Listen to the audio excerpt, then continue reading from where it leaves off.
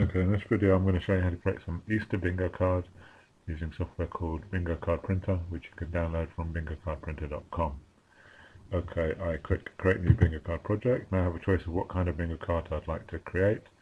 I can choose a blank card, enter my own words, I can choose alphabet, numbers, I can choose school subjects like English, reading, science, maths, history, geography, but I want to choose holidays, and then I will scroll down until I find Easter, and I will either double click on it or click on it and then click OK. Now I've created my Easter template. Now I can also add my own words to the list, so let's add Easter Sunday as an example word. It does appear initially at the bottom of the list because the words are in the order they're entered, but if I resort they will be resorted in alphabetical order. I can also remove items I don't want, so if I don't want the word candle, for example, I can select it and click delete. And then I can customize the word list to be whatever I like. I can customize the size and appearance of the bingo cards as well. So this option here will allow me to make a 3x3 bingo card, or a 4x4, or the 5x5 card I started with, or a 6x6 or larger bingo card as well, although I would need to enter more items to fill up the whole of that bingo card. So we'll go back to 5x5 for the example.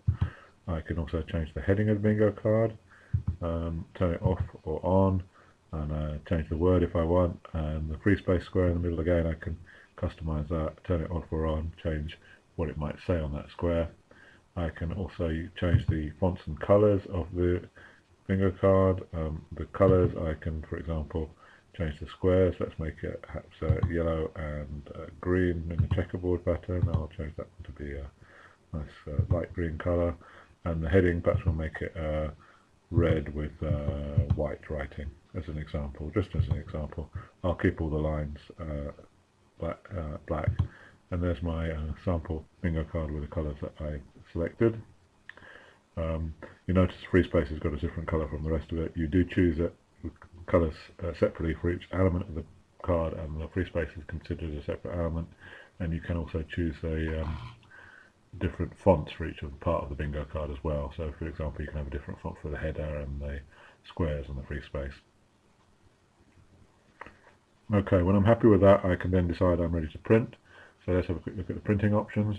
First printing option here is whether or not to print the call list. I can turn that on or off. Call list is basically this list of items in a random order on a sheet of their own. It's very handy if you want a printed reference to the bingo items that are going to be called, especially if you're using bingo cards in a classroom or teaching situation. But you don't have to print the call list if you don't need it. Just turn it off if you don't want it. Software does include a feature for helping you select items as a bingo caller during the game, which I'll show you at the end of the video. Next option here is how many bingo cards to print on each piece of paper per page. If I put more bingo cards on the page, each bingo card will come out smaller, but if I'm printing a lot of bingo cards, I can print the same number of bingo cards on less paper, and if I am prepared to cut the paper up to give one bingo card to each player, I could save quite a bit of paper. But we'll leave that on 1 for the demonstration purposes. And the next option, how many different bingo cards do I want? In the demonstration or the preview, all the big words are in the same order in this screen as in the window here. In the real bingo cards, every bingo card will be a different random arrangement and shuffling of the items on that window. And I can put into the number of cards to print 1 or 10 or 100 or 1,000, any number up to 9,999. So let's put in 100 as my example. Now ready to print. I'll do print preview so you can see on screen what the bingo card would look like. First page is the call list, the list of words in random order.